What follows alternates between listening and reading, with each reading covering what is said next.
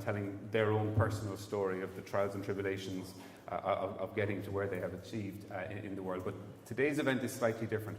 We do like to bring investors into our community to share their experiences and their perspective.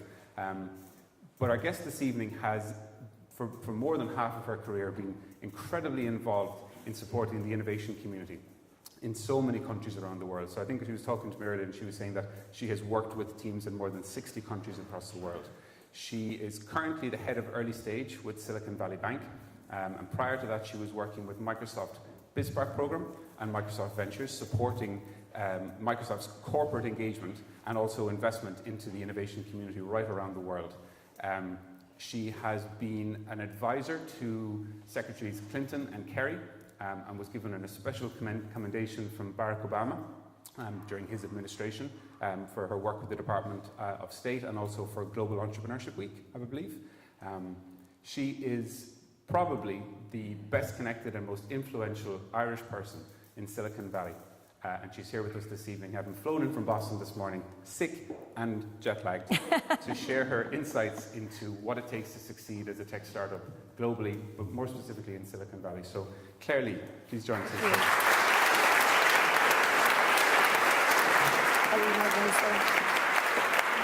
Thank you. Oh, is this for hobbits? No, this isn't for hobbits. I was just thinking, if you call me the best connected Irish person in Silicon Valley, we're probably, yeah, I'm in. We're probably insulting Barry O'Brien, my Irish fellow Irishman in Silicon Valley Bank. So shout out to Bob first of all, and the rich Irish diaspora in Silicon Valley. But, thank you for having me.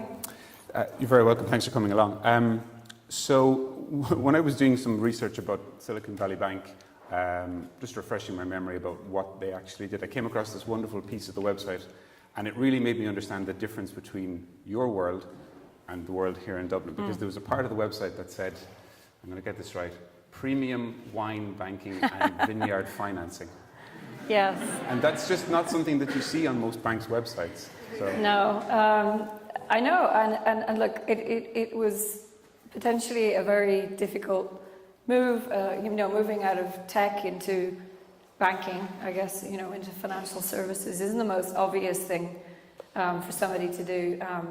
And it wasn't to fulfill a lifelong dream to become a banker before I died and make my mother happy. In fact, had I taken the other offer I had and gone to Google, I think she would have been much happier because she said the benefits are really good. But I didn't do that. And I think with SVB, they're just such, I know this is a very overused word, but they are a unique institution. And I think the story of SVB is really fascinating. And it is about people, 3 entrepreneurs, who did exceptionally well with their ideas, their companies, and they had millions of dollars, these three guys. And it's a really funny story. They had, I think, 40 million or something each, right? 45 million each to deposit into a bank.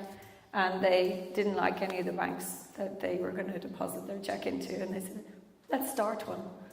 And I thought, that's kind of cool. I like that. They ended up, I think, making loans to Cisco, who at the time were a husband and wife team in the kitchen of their home when they started Cisco.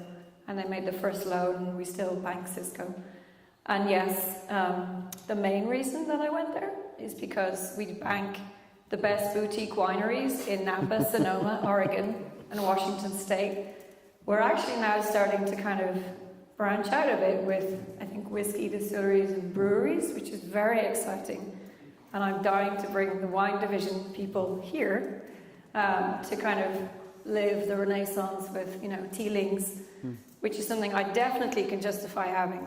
A hot toddy is good for a cold. So medicinal purposes. I'm going to stick to that.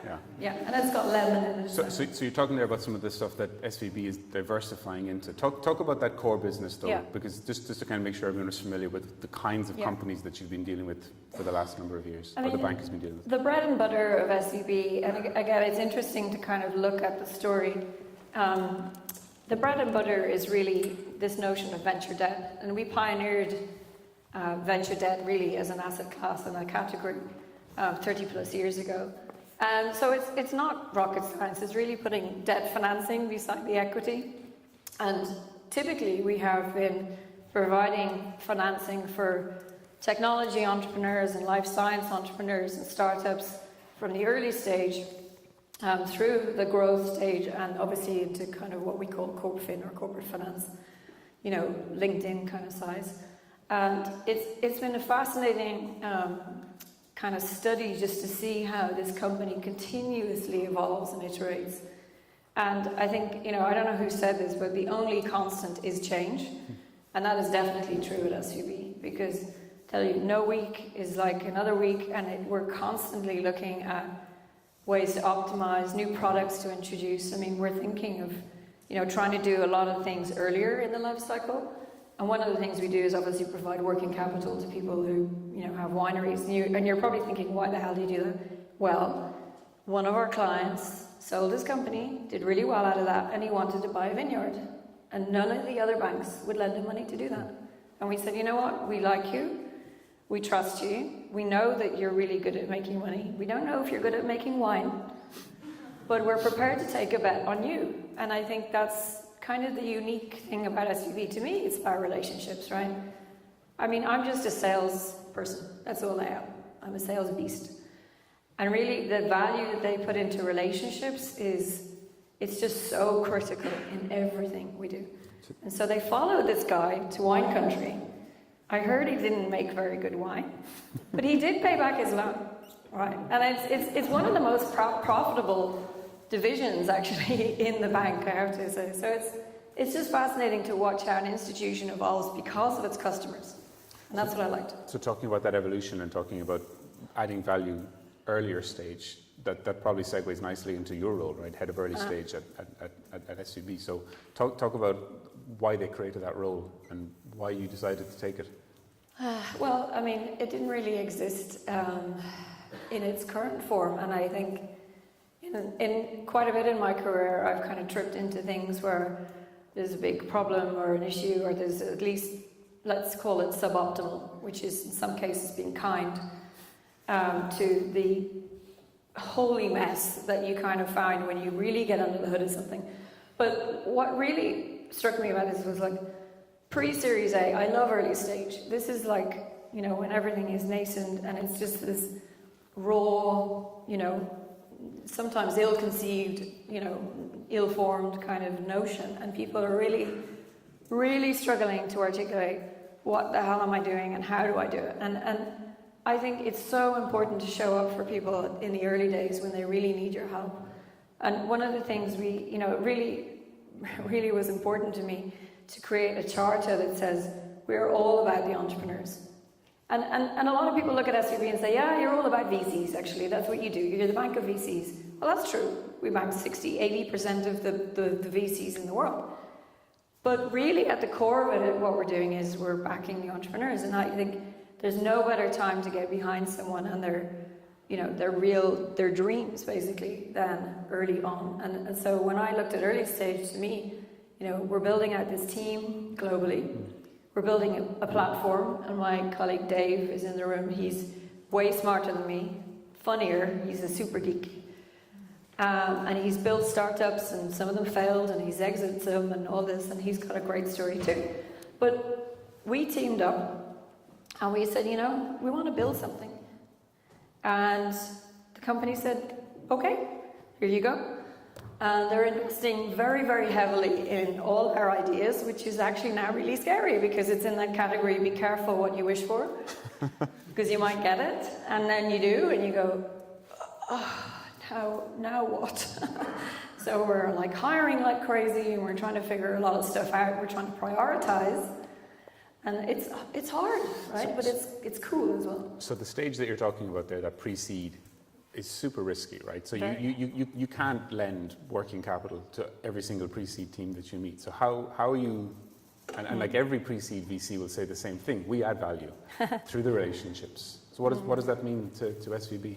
Or is that in your things you have to figure out? Yeah, I mean, I really like the emerging managers, we call them. The micro VCs or the early stage venture capital firms are all, for the most part, very dedicated. And we support them, and therefore, if you help more emerging managers find LPs, there's more cash available to seed stage companies by definition. We cannot provide debt to seed stage companies historically, but that's not to say that we won't in the future. Am I going to get fired, Dave? I don't know, probably. Yes, but maybe not for that. Okay, so that's true actually. I haven't been swearing it. But the thing that strikes me here is, look, there's a huge opportunity. I think access to capital, the whole landscape is changing. We're either going to disrupt ourselves from the inside out, or we're going to sit and kind of stare, into the rearview mirror and kind of look at all these perceived threats, or we're going to look through the windscreen and say, you know what, this is where we're headed. This is where we want to take this company. This is where we're going. So we're creating new products. We're thinking about new ways to help startups. We're using data. We're hiring data scientists, more geeks, surrounded by them, data nerds. We're geeking out over data a lot of the time. And we're trying to figure out how to we've kind of taken the business from being kind of reactive to proactive. And now we're going to take it from proactive to predictive. So I might step back a little bit, because you said that this role wasn't something that existed in SVB. You kind of came in and created it, I guess, and it was a nice timing there. You had previously been working with entrepreneurs and innovation in Microsoft. Can you cast your mind back to the days before BizSpark, when you were in Microsoft? Yeah. And maybe describe what that landscape was like then. In 2008? 2008, yeah. So what did you see about the work that Microsoft was doing, or could potentially do, with the entrepreneur community that tempted you in, away from previous sort of Microsoft was, roles? I have to admit, I guess I didn't think when I said this that SVB may be insulted, but it's the best decade of my life. Best 10 years I spent at this company. It was just incredible. I'm working with governments and European Parliament and academia and like all over the place, in Beirut, in Joburg, in Hanoi, Seattle. But it's, then it was still not really on Microsoft's agenda too much, really. Kind of 2004, I joined it. By 2007, I think the appetite for Microsoft to kind of go earlier was starting to appear. A bunch of us got together. We actually wrote a memo, a white paper, and it was called Partnering for the Future. And we talked about SaaS and how the whole changing market dynamics was going to unleash a whole new wave of innovation. Turns out we were right. And again, at Microsoft, it was fantastic. We got a lot of R&D kind of budget to just go and create skunkworks and stuff on the side and just go and play around and kind of build sandboxes out and stuff. And I think Microsoft was just a really great environment for us to, build things and break things. And we failed a good deal at things, and we were forgiven. We didn't always get our way. Like, we pitched Steve Ballmer about 50,000 times to start a VC fund, and he's like, no! I'm like, you're okay, thanks. And then, a few months later, it's like Groundhog Day. It's like, hey, Steve, are you in a good mood today? And he's like, no. So we never got there until the very end, and then I left. But it was interesting because, I will say Microsoft, for all its flaws, and I think, people are well documented, they've well documented this through the years in the press, and Microsoft missed mobile and all this stuff. But I will tell you, they placed bets, they let weirdos like me and teams of people around me kind of come with ideas and say, this is how we want to support entrepreneurs. We want to give the software away. We want to give the services away. And Microsoft BizSpark was huge. I mean, I look back on it now and think, we convinced this huge corporation to give away its products and services for free. And Bill Gates actually went to Stanford. It was February, I remember this. And he announced BizSpark. And he said, we're going to build this thing, we're going to launch it in November, and it's going to be awesome, and we're giving this stuff away, and it's like DreamSpark, which is for students, but it's for entrepreneurs. And the Microsoft PR office was like getting conniptions. Like, I think there was cardiac arrests in Redmond, Seattle. Everyone's going, what the hell? What are you talking about, Bill? And it turns out he was leaving. in July, and he's like, bye. So it was kind of like his last hurrah. It was like, I'm going to give this stuff away. His last big thing as CEO. And I thought, you know what, Bill? Huge respect for that man. I mean, he deeply cares about entrepreneurs, about innovation, and he puts his money where his mouth is. And so BizSpark was a revolution. I mean, it's a big deal. And a lot of people have copied it since. Like, I think IBM, everyone's actually copied it. So I kind of feel good about that. You know, Microsoft hadn't traditionally been an entrepreneur-focused or facing organization up to that point, and your own background to that point had been large corporate. You had been IBM, yes. Marconi, companies like that. So what was for you personally? Why did you stick your neck out in Microsoft for something that didn't seem like a very Microsoft thing to do? I mean, I think I caught some kind of a virus. Like, I kept meeting entrepreneurs who had left companies to go and build stuff. And we created, we just ended up having huge affinity, very tight relationships, friendships. And I remember just feeling so passionate about helping that guy get funded, or that woman like hire a team, or just, I don't know what it was. It was like a religion, it felt like something hugely meaningful, and it just transcended everything that was going on in kind of corporate land, which is it's kind of like at a different altitude, but this was something where you could really make a difference, and it felt tangible, helping these smaller companies get customers and that kind of thing. And what was it that you thought that Microsoft could do to bring to that problem? To apply something that they hadn't been doing before and say, I want to help this community, I want to help them get funded and grow sales. Microsoft has certain things. What did you see there? Well, I mean, the first and obvious thing is like they have a shit ton of money. Like, you look at their balance sheet, you're like, whoa, you have a lot of money. That's one. Two, very smart people. So we would give the entrepreneurs access to very smart people, and they would help. That was also good, like kind of lab time and that kind of thing. Kind of like free engineering resources. The third is access to customers. I mean, look, the access to talent, access to capital, access to customers thing hasn't changed in aeons, but the most important thing for us to do for the companies was to find them customers and distribution partners.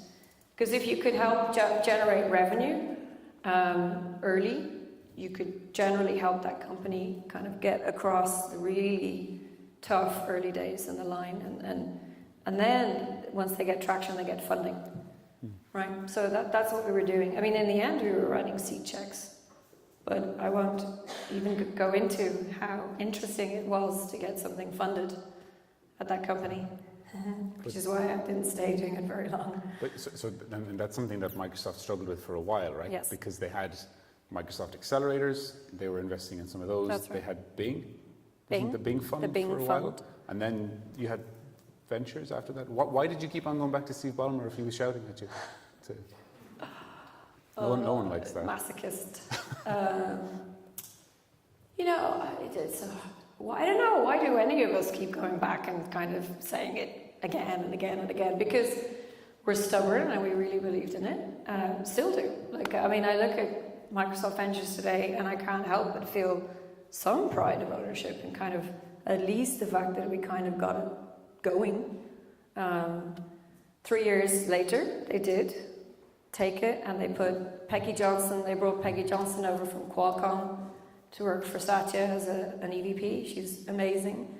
And Peggy then brought Nagraj Kashyap in from Qualcomm to run Microsoft Ventures, and he's amazing. And then Nagraj proceeded to hire a bunch of ninjas, like really awesome, smart people, some of whom are actually my friends who moved out of the Obama administration and the SBA. They were at the White House, moved to Microsoft Ventures. So look, I don't know, maybe it's a renaissance, but why do any of us keep harping on about it? Probably because it's a bloody good idea. And maybe the timing isn't right then, but it was in the end. And then I kind of, don't record this, I thought it was going to be a bit of a shit show, so I didn't, so I left. And I was, right. But look, now it's, Microsoft Ventures is doing pretty well, and they go out to all these like accelerators and all these international centres, and they do spend a lot of money building infrastructure in parts of the world that a lot of people don't care about. Can we talk a little bit about corporate VC in general, just for a sec? Because I think the BizSpark supports, and some people will say, well, I'm not interested in Microsoft, and that's absolutely fine. But you're giving very practical support in terms of credits, in terms of licenses, in terms of access to customers. Yes. But the corporate VC space was pretty well established before Microsoft tried to get into it. Yes. So generally, I guess from a founder's perspective, looking at corporate money, what are your thoughts? What should you be looking out for? Well, it's hard. So corporates they've been contaminated by a kind of a branding, and it's partially true and it's partially a myth, that they're really crappy investors and they're crappy partners, strategics. I don't think that's always the case at all. I really don't. I think some can be pretty detrimental to your health and probably your balance sheet. So you should be very careful about who you partner with and who you take onto your cap table. But I'll tell you, from a corporate perspective, I think corporate venture is the new R&D. There's so much money out there. There's this huge abundance of capital still.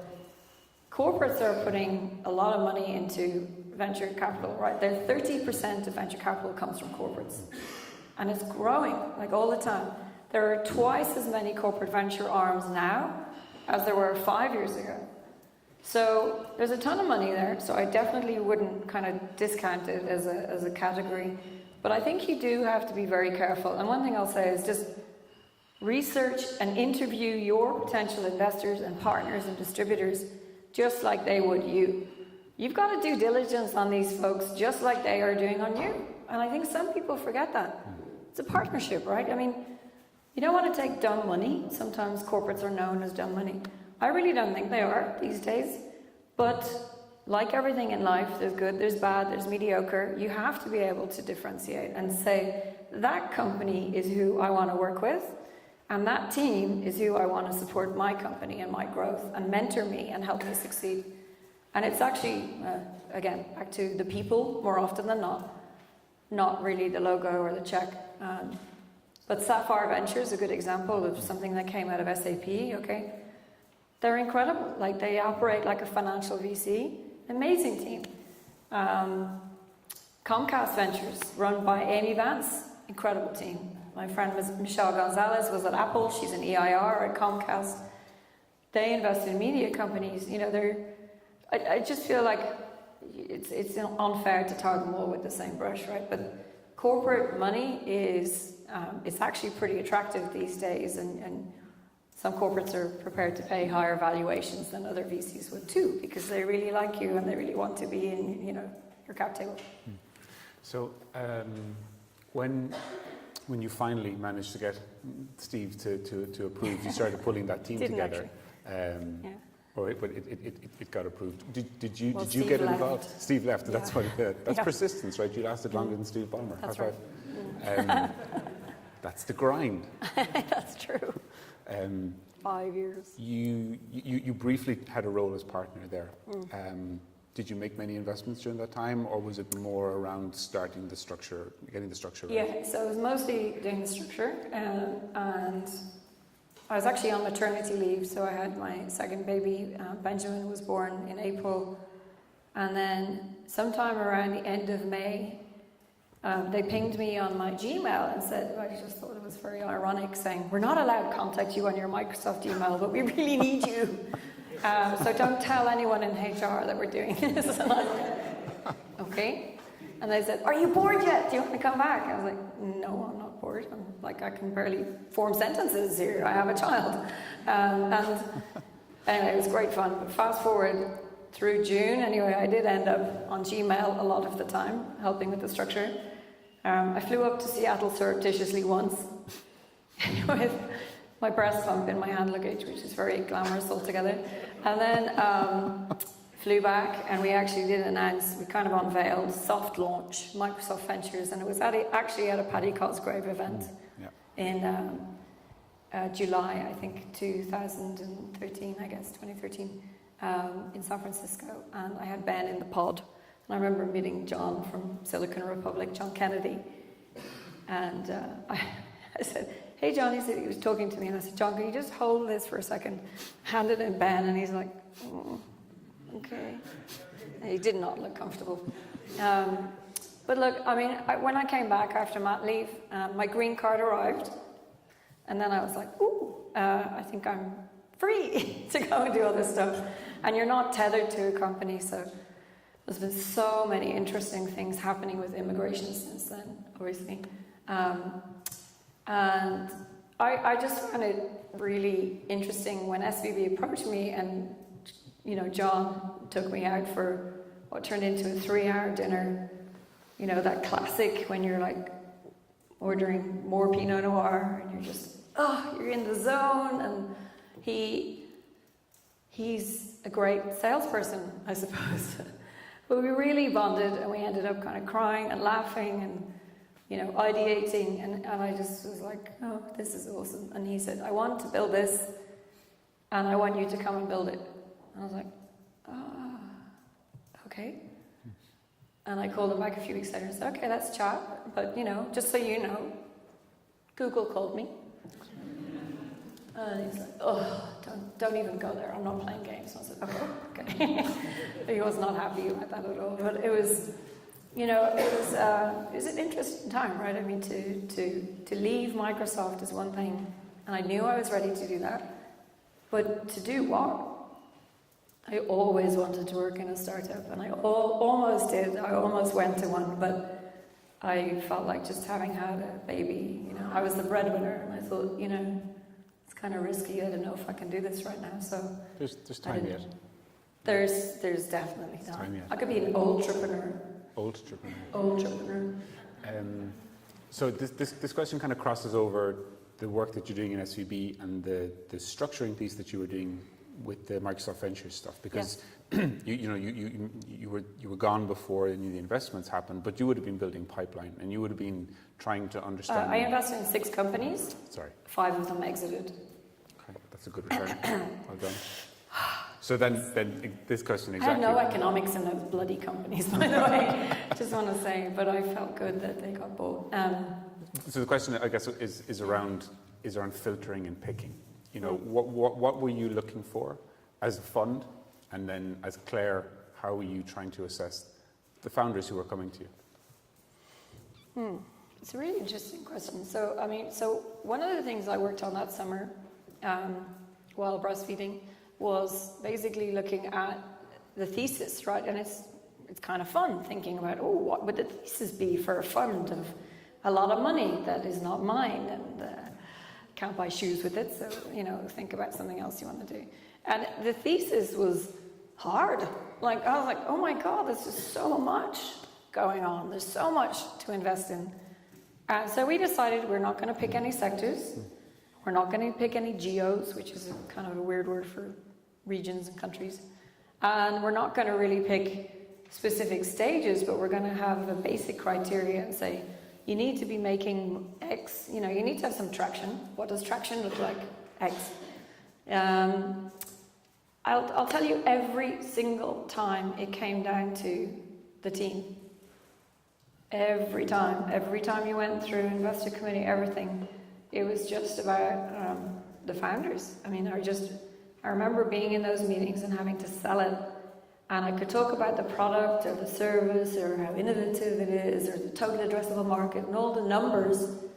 And it turns out, I think, my takeaway was it really wasn't about that. It was always about the people. It was always about the team and how those people came together to solve a problem.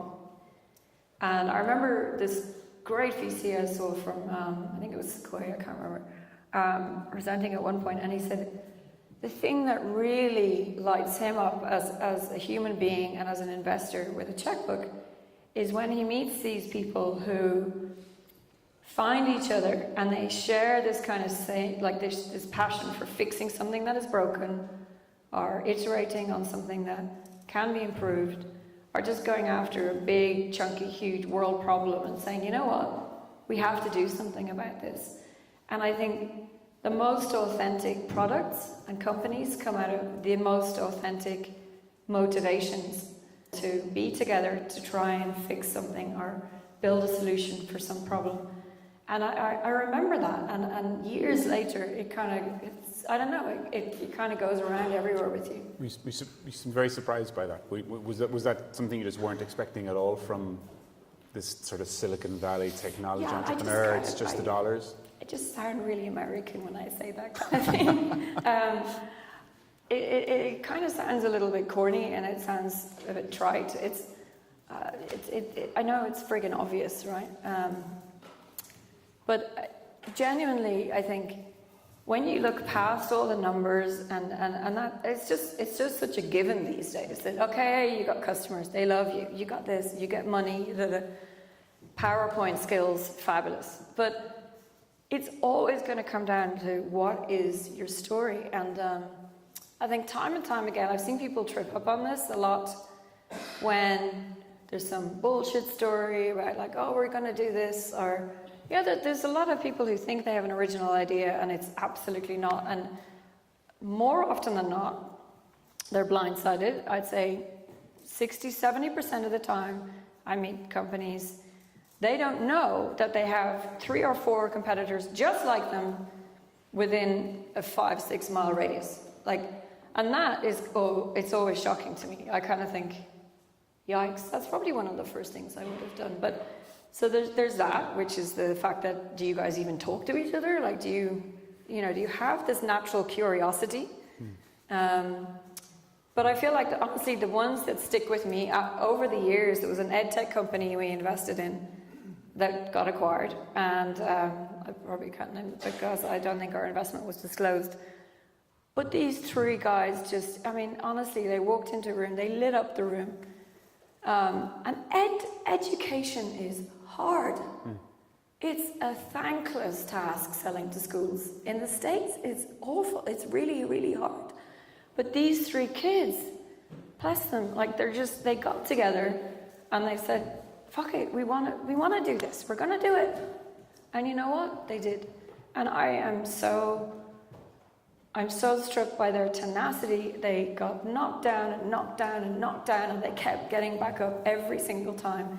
And those 3 guys always had each other's backs, and they just kept on going. And I think their motivation to come together and build this thing and fix it was the driving force. And they said, you know what, we might fail. They were not motivated by money in the least, which is another indicator. Because if you meet someone who wants to be the next Zuckerberg or just wants to make millions, you're like, no. Because money is not the point, Maybe kind of getting to a point where you can just retire and work on your golf handicap is the point. I don't know. My mom would like me to do that. I don't want to do that. But it's not, I know it's not rocket science. And it's probably not even scientific. Maybe it's an art, not a science. But it's interesting that the things that you remember after years of being in an industry are where these people have a real reason for doing what they're doing. So it's definitely an art, not a science, right? But there's also things that, as an entrepreneur approaching a VC, that you can get terribly wrong when trying to be authentic and genuine, because you've got this passion to fix a problem, and you're trying desperately in the 30 seconds you have to communicate how authentic and passionate you are. Have you any examples of that going terribly wrong for you, or teams who got it right? The things that I've seen that worked. I mean, there was someone who recently, he was so persistent, and I thought, there's no way I'm gonna, take this cold LinkedIn email, and I ended up meeting the guy for coffee, and I thought, he could be an axe murderer. I don't know. This is bad. And I remember thinking, God, I even haven't told anybody where I am, but it's. I was so impressed at this guy's persistence, but he knew that if he had 30 seconds or a minute on a stage, that I'd probably be on Twitter, and I probably was, not paying attention to him, not listening to him, and he'd worked hard on his PowerPoint and all the rest of it. So he was right, and he said, I need quality time, and I need 15 minutes quality time, and I'll buy you the coffee. And I know what coffee you like, and I thought, ooh.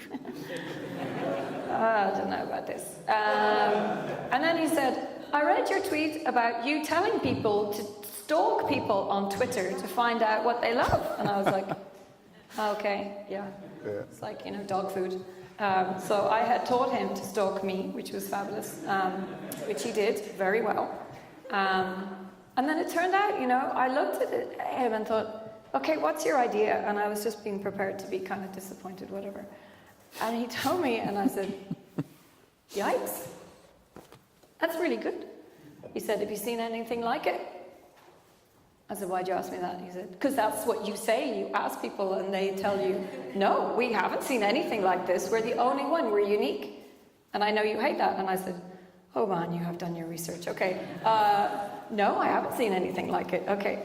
And I immediately was like texting someone under the table going, you got to go and meet this guy. He's actually kind of freaking me out, but in a good way. And so one of my team stopped by and said, hi, I'm JP and I am Frederick. And then it turns out, he was a serial entrepreneur, but he was so humble. He hadn't said that. This was his fourth company. But he doesn't lead with that. He thing is, had he led with that, of course, we VCs would go, oh, that's awesome. What'd you sell your last 3 for? But it was notionally, again, I thought, God, how judgmental are we? So I will tell you, look, it's hard to get an audience with people. I think my point is, if you're really persistent and you try to get to people in a more authentic, relaxed setting, not kind of in this like pitch contest, kind of like, fishbowl. It's really hard when it's this contrived situation. It's like online dating. It's hard. So this feels like a good time then to talk about the Irish angle, because you're going to get Irish tech entrepreneurs looking to raise this next, the Stripe and the Intercom round, whatever they have this vision of, and they land in Silicon Valley, and you kind of have there's a binary approach here. You can kind of call every Irish person in the Valley in your address book, including Barry O'Brien, whatever it happens. He knows everybody. He does know everybody, and Dave Smith used to be that person That's as right. well. Or you don't do it at all. You don't do the Irish card at all. Have you? In your experience, have you seen that working well, not well? What's the approach that people should adopt? Strength in numbers. The Irish diaspora is one of the richest communities in the world. I think there's something like 18 million Irish diaspora in the US alone. So I think that kind of connectivity in the community is really, really important. I would certainly play that card, and I do. I was actually lucky I lived in the UK for 14 years. I left Ireland in 97. So I feel an affinity with the UK as well. I actually sat on the Prime Minister's Advisory Council for Women's Entrepreneurship way back when the Prime Minister was different and credible. Sorry. And no, can't talk politics. We just can't. I'll have beer and then we'll talk politics. But this notion that you can land somewhere and then immediately have an affinity group is fantastic. So grab it with both hands. But 2, just be very careful, because I think, again, not all Irish people are created the same. Not all Irish, we're not all created equal, right? So I will just say again, there's, even within our community, there's some people who I've seen kind of just pursue Irish entrepreneurs and write checks, and the terms are not favourable for the entrepreneur. So I just think you've got to, grab it, but while you're grabbing it with your 2 arms, make sure, you have your jacket closed, because you really don't want to get fleeced. You need to be quite, dare I say it, you kind of need to be slightly ruthless and selfish about this yourself. This is your baby, this is your company, this is your idea, this is your startup.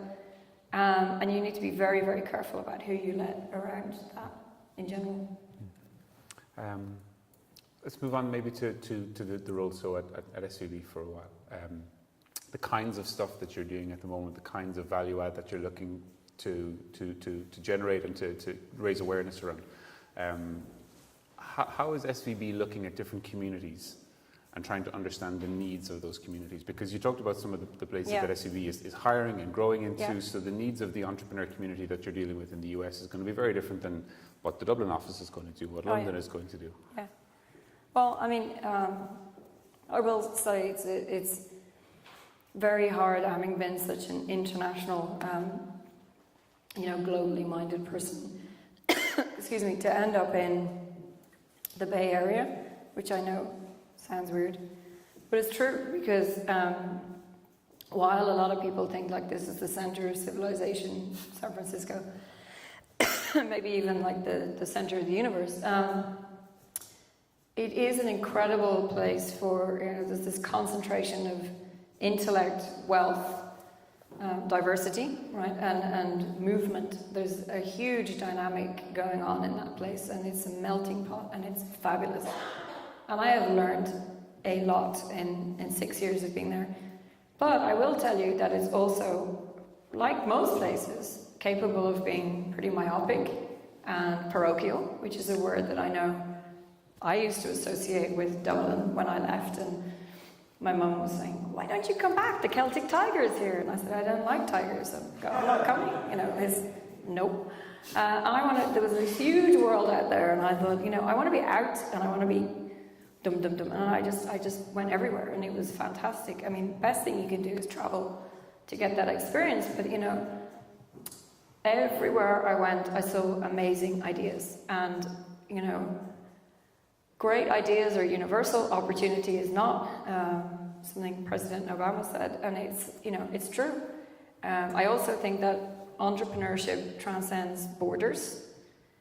However, the capital is not distributed well or equally, and access to mentors and this community, this network to support you is very uneven as well. But what I'm most encouraged about, and this is why, people like myself and Dave are kind of banging the drum to kind of expand and grow, is we want to be in every entrepreneurial center. We want to be able to help entrepreneurs everywhere. I use the phrase democratizing access to capital, but I mean it. I would love to be able to say, hey, everyone in the room gets like some, venture debt and some form of seed money to go test and fail, test and fail, and test and fail, and test and not fail.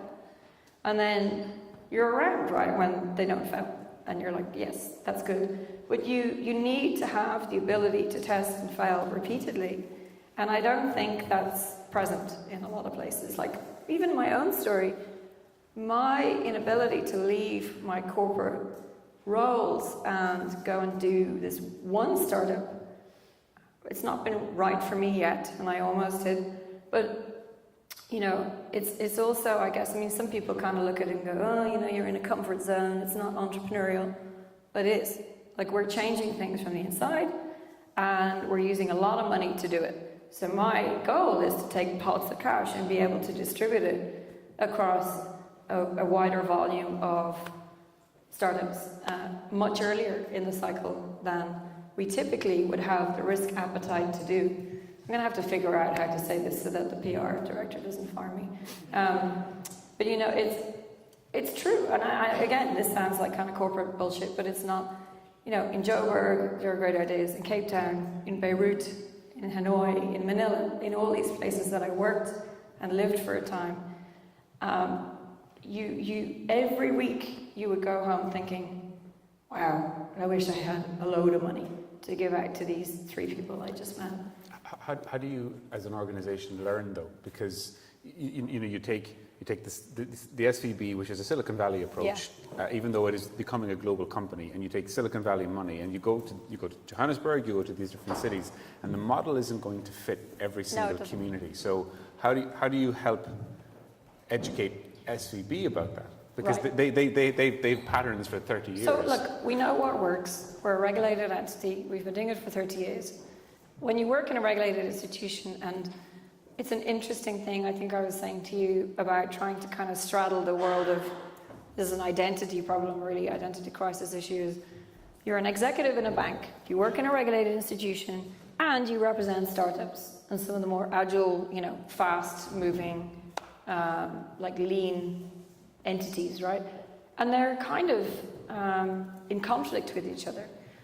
But I will tell you that, look, I'm not a finance person, and I was never very good at maths. But I know enough to kind of know, okay, if you have a criteria and you apply it well, and then you build an algorithm and a platform, and you kind of go, I can automate all these origination channels that we work with, and then I can build an algorithm that says this is what good looks like, and then you end up with a quartile of companies that fit that, and you go, those ones. So dare I say it, but it's kind of back to data science again, and thank God there's smart people like Dave to kind of build shit that actually works, that doesn't get me fired. But my instinct to place bets is not scalable. Like Brian Caulfield, who's here from DFJ, who just went out, is his ability to kind of place bets and get it right all the time isn't scalable either. So that's why you have investor committees, that's why you have, credit risk engines, yada yada, right? We're not going to give money away to everyone, but I will tell you that we, like everyone else in the industry that is subject to the most disruption ever, which is banking. And I think, was it 90% of millennials that were surveyed said they'd rather visit their dentist than hear from their bank. I thought that was kind of astounding, but actually true. 10% Huh? 10%. Oh, okay, 10%. Okay, they just won't go on. 10% of the dentist's fingers in their mouths and they couldn't answer it. And I couldn't say. So there's ways for us to expand smartly, and I think I was really proud when I saw in 2012 SVB committed 100 million over the next 5 years to the Irish startup ecosystem, tech startups and life science startups, and I think the number is now 110 million in 17 companies in that 5-year period. So it's a start. I mean, so having an appetite to kind of grow and look at new markets is one thing. Having the ability to convince your company to invest in a friggin' great engine that allows you to scale your business, where basically humans like me shouldn't be the ones who are deciding how to place bets. I mean, that's something. Like 500 startups, I don't know if you know Dave, but he was always talking about lots of little bets. And that's kind of what I believe in as well. There's another piece to it as well where you pick the right partners. And I know that you've been involved with Stripe around the Atlas project, which is something that really fits in well with that global piece there. Can you talk a little bit about working with Stripe and how that worked with a bank who they're in some ways trying to disrupt as well? Yeah, it's interesting, which is a loaded word. It's hard when you're doing something for the first time. So when Stripe came to us and said they had this great idea, they came to our payments team and said, we have this awesome idea, we want to do this, and they want to be able to open a bank account immediately. And we were like, oh, that'll never happen. So we'll look at it. Fast forward, we ended up building the alpha, then the beta, then we came out of beta April 6th. It's possibly one of the most painful things I've ever worked on in my life. And if you look at my Instagram, there's pictures of me with baseball caps and sunglasses looking, with a lot of coffee, working through weekends with dev teams and doing UAT. And there's all kinds of stuff that I ended up having to go through that I hadn't done before. Bloody great lesson, right, for me, for my team, and for SVB. We learned so much about risk and compliance through that, I can't tell you. And I never thought I needed to ever know that much about risk or wanted to know anything about risk. But it was a great lesson for us. Stripe are a great example of a company that just has this vision, this mission, and they are absolutely, totally focused on getting there. And with 650 plus people, 25 offices, and they were still considered a fairly young company. But when I had to go and present to the board of directors about this partnership with Stripe on Atlas, there was a lot of raised eyebrows and people going, that is really risky. Why are we doing that? And then I'll tell you, the regulators said to me, because I had to go in front of the Fed, that was fascinating. And this lady from the Fed goes, why are you opening a bank account for a man who used to sell cars and is now selling handbags online in Uganda? And I said, because he's an entrepreneur. And she did not like my answer. She was like, no. So next question, it was 5 hours or something of this. I have to admit, she said, e-commerce is not innovation. And I was like, what did you say? And I was kind of stunned and thought, shit, this is the reality of banking. So look, huge lesson for us, painful for Stripe, painful for us, but you know what, we did it. We've onboarded thousands of companies. I don't know that I'm even allowed to share the number. We crossed a huge milestone lately. That's not 1,000 or 2,000. And it's really, you know what, I get such a buzz every month we're doing this report and we look at the data because I have guys managing the portfolio. And you look at the companies that are coming out of all these countries, right? Poland and Turkey and all these, like, fabulous places. And you're like, oh, okay, this is good. We are democratizing access. So now the question is, will they raise venture? Will they survive and thrive? Will they hire people? Or is it just a guy in a garage who's just messing about and kind of, setting up his merchant services account? I don't know. But I do know that 50, 60 plus of those companies that we've seen already are really interesting. And that's, I guess 6-8% of the cohort, whatever. But it's like, there's nothing more fascinating than incubating a bunch of companies and you're just like, where are they and who are they and what are they building and how are they going to do? And it's not about us picking winners. It's actually about us giving a load of people the same chance and seeing how they do. And it's kind of fun. So the virus that you picked up to start BizSpark, no, not that one in itself, the entrepreneur virus. From what I see of your social activity, it seems to sort of permeate outside. I party a lot. No, I didn't say that at all. No, I'm talking about sort of like the non-corporate stuff that you do, that supportive entrepreneurship. I'm thinking about stuff like your advisory role with Astia, the League of Extraordinary Women. I believe that you're involved in that as well. Yeah.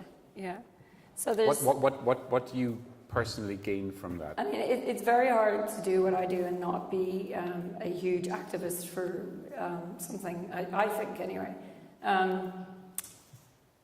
I mean, in addition to generally trying to get money into the hands of the people that really need it, I'm passionate about a few things. One, I sit on the board of an organisation called Free From, and we help survivors of domestic violence get financial stability and start companies.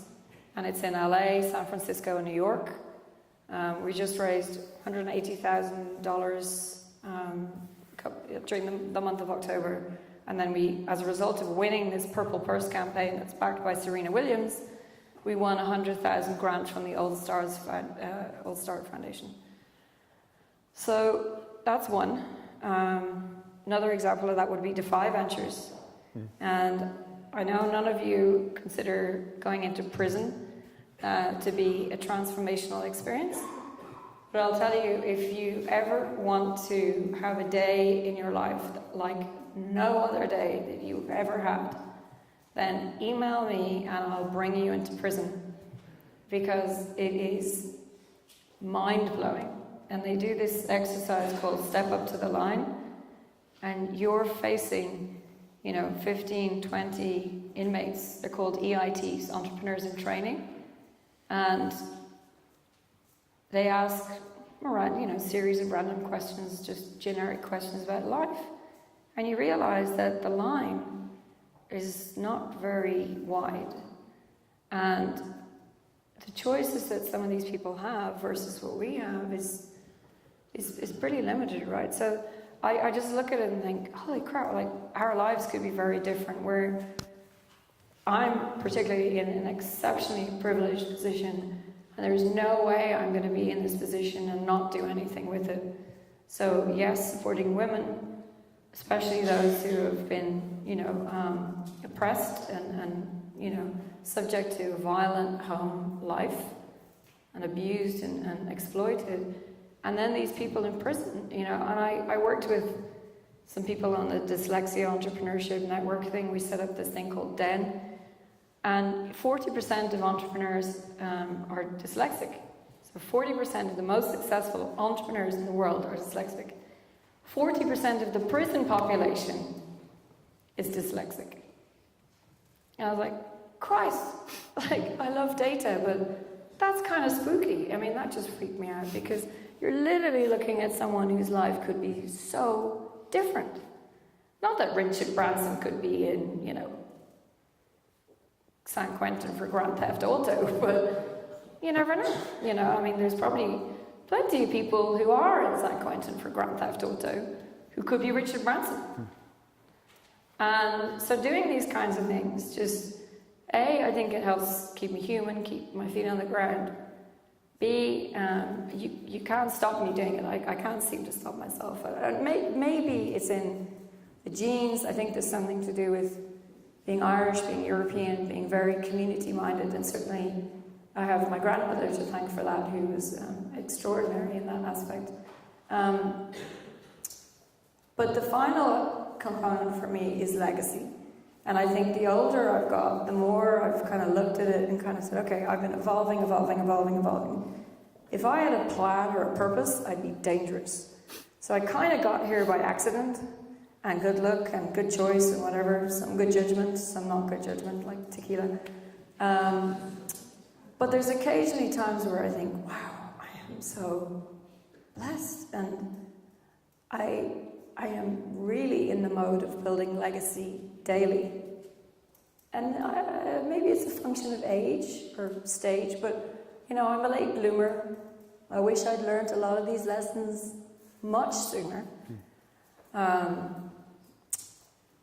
But it's interesting because I meet these women and the stories they tell you. I mean, honestly, it would just make you nauseous listening to some of the things that human beings who happen to be female have to go through. And you're just like, this is bullshit. Got to do something about this. So, why wouldn't I use my position to raise money for this kind of organization or spend my time with prisoners, which I must admit is very tough emotionally. It's very hard, but I am learning so much from having to force myself out of my comfort zone to do this work that it's worth the pain of all of that. This feels like a good point to sort of transfer the question asking to the beer audience. And you need to grab that beer there. So if you have questions, just stand up and shout them out. I don't have any microphones, and they're not really working anyway, so just feel free to stand up, shout out your name and shout a question. Knock over your beer as you leave. Oh, that's embarrassing. Walk of shame. Anybody? Yeah. A couple of questions here. Oh, good. That's a good idea. I just want to ask a question around young release money. Yeah. A lot of times I think entrepreneurs sort of come a short from what I've seen. And it's very hard to sort of make that decision to say, quit your job, you need to keep going. And then that's sort of very, very initial stage where you don't want to sort of go out and sell to a VC till you have, say, a POC. I just wondered, what's your advice around that, like a strategy around, say, not selling yourself so short that you're literally barely able to survive, and you're doing the grind, and like, sure you deserve a little more for that risk. That is an excellent question. I don't think there's a right answer. Personally, I have found it really hard to kind of let go of things I'm doing and things I'm building to just go and do one thing. And it was actually very, very well backed, gazillion VC dollars from Peter Thiel and whatever. So it was less risky anyway. And his company is thriving, but I still couldn't bring myself to go, yep, I'm gonna do that. I think it's a control issue as well. So if you're a founder and it's your idea, if you really are part of the founding team and you're one or two or say three or even four of you, apparently 3 is the magic number. That's what the data says. So if you've 2, go and find another one. Maybe here tonight. But But there's no easy answer. I think I will tell you that a lot of investors that I've spoken to get kind of upset when they meet people who say, oh, I have this idea, and they pitch you, and then at the end they say, well, I still have this day job doing X, with Google or whatever it is, right? They don't feel like that founder is fully invested in their company. And a lot of them will say to you, well, if you're not invested in it, how do you expect me to be? So I think you are going to be greeted by that. It's a conundrum.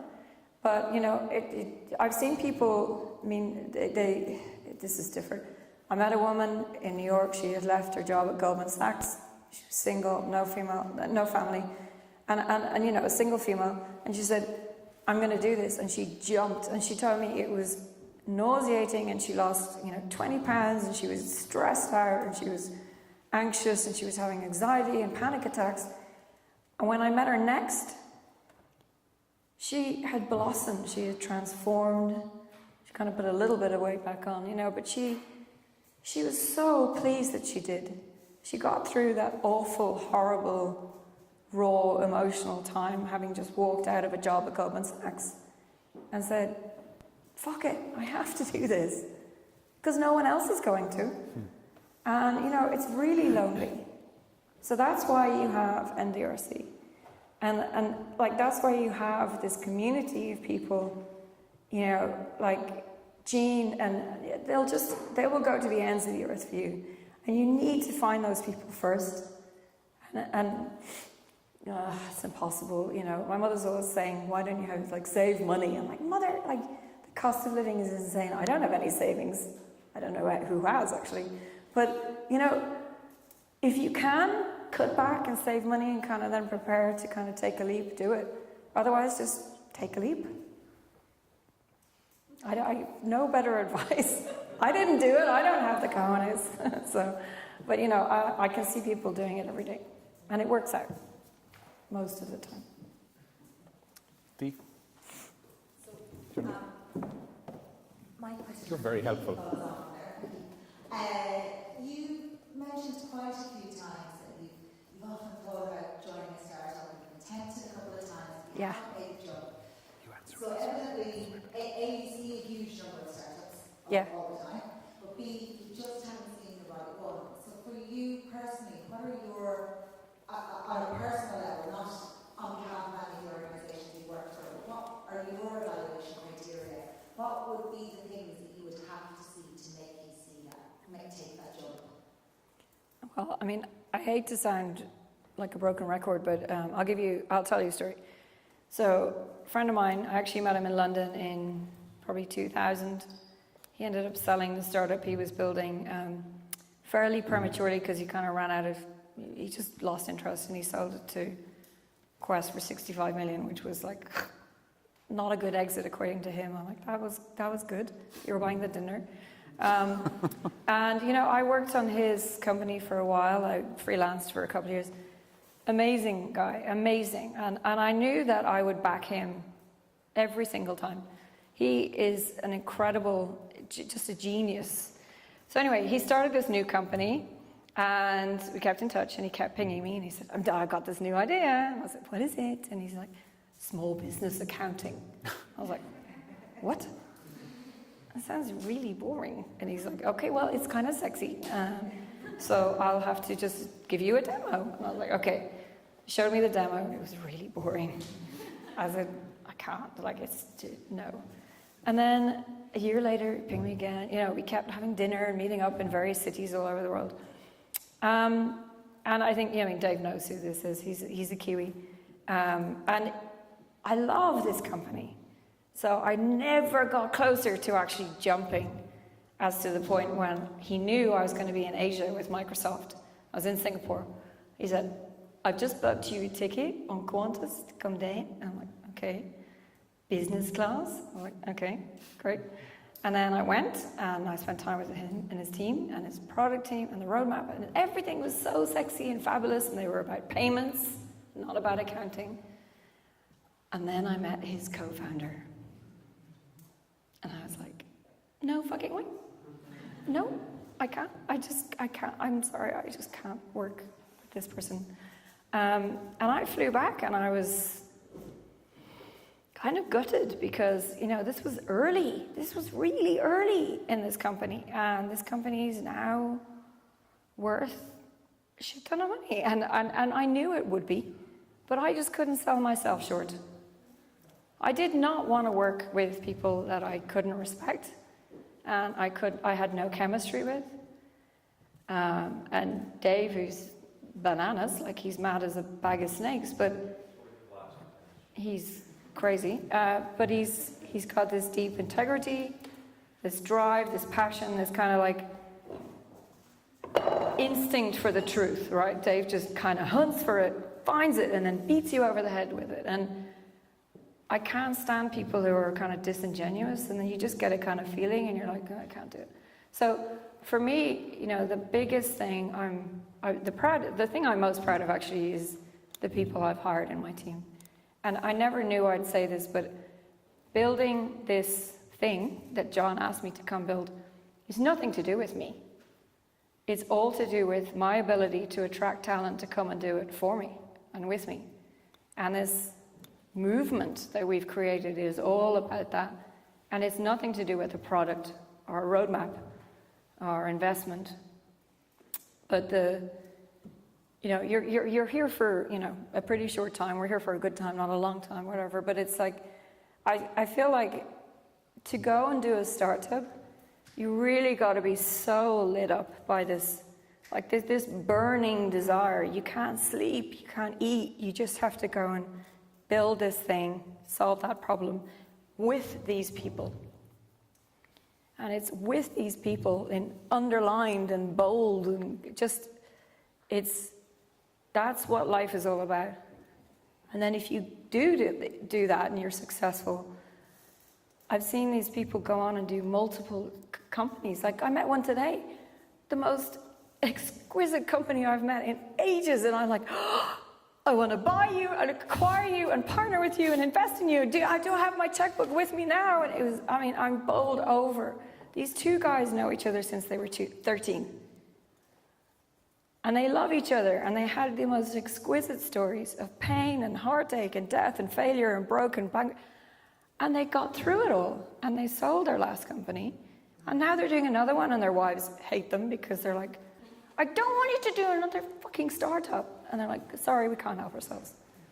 And I love that. I mean, they're you know, insatiable. They're just like, I have to do this thing. We saw it, something was broken, and together we want to go build something. That's my story. This feels like a really good point to leave it at. So I would like to thank Claire again, because she has flown in from Boston this morning. She has given an incredible wealth of information and experience, but also been so authentic and vulnerable to stand here and talk about some of this stuff. So thank you so much, Claire. So thank you for having me. Please round of applause for Claire.